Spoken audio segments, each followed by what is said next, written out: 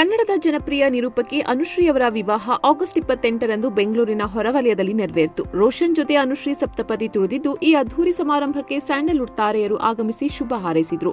ಇವರಿಬ್ಬರದು love cum arrange marriage, ನಮ್ಮದು ಸರಳ ವಿವಾಹ ಅಂತ ಅನುಶ್ರೀ ಹೇಳಿಕೊಂಡಿದ್ರು ಅದ್ದೂರಿಯಂತೆ ಕಂಡುಬಂದಿತ್ತು.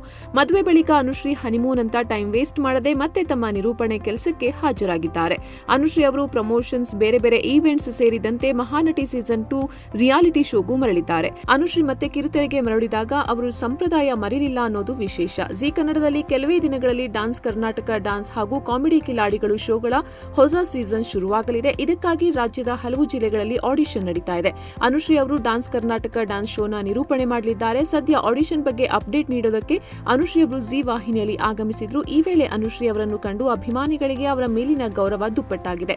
ಯಾಕಂದ್ರೆ ಅನುಶ್ರೀ ಅವರು ತಮ್ಮ ಕತ್ತಿನಲ್ಲಿ ಮಾಂಗಲ್ಯ ಸರ ಹಾಕಿಕೊಂಡಿರೋದು. ಅನೇಕರು ಇದನ್ನು ನೋಡಿ ಮೆಚ್ಚಿಕೊಂಡಿದ್ದಾರೆ. ಸಂಪ್ರದಾಯ ಮರೆಯದ ಅನುಶ್ರೀಯನ್ನು ಹಾಡಿ ಹೊಗಳಿದ್ದಾರೆ. ವಿವಾಹದ ಬಳಿಕ ಕೆಲ ಸೆಲೆಬ್ರಿಟಿಗಳು ಶೋಗಳಲ್ಲಿ ಕಾಣಿಸಿಕೊಳ್ಳುವಾಗ ಮಾಂಗಲ್ಯ ಧರಿಸಲು ಹೆಚ್ಚು ಆದ್ಯತೆ ನೀಡೋದಿಲ್ಲ. ಕೆಲವರು ವಿವಾಹ ಆಗಿದೆ ಅಂತ ಕೂಡ ಹೇಳಿಕೊಳ್ಳಲು ಹಿಂಜರಿತಾರೆ.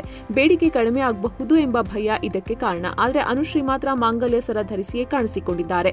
ಈ ವಿಚಾರ ಅನೇಕರಿಗೆ ಖುಷಿ ಕೊಟ್ಟಿದೆ. ಅಂದಹಾಗೆ ಅನುಶ್ರೀ ಅವರದು love cum arrange marriage.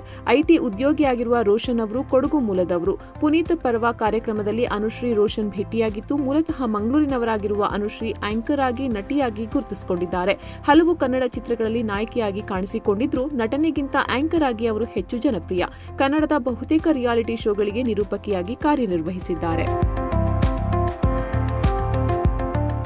Interesting ಮತ್ತು ಇನ್ಫಾರ್ಮೇಟಿವ್ ವಿಡಿಯೋಗಳನ್ನು ಮಿಸ್ ಮಾಡ್ಕೋಬೇಡಿ. ಈಗಲೇ ಸಬ್ಸ್ಕ್ರೈಬ್ ಮಾಡಿ.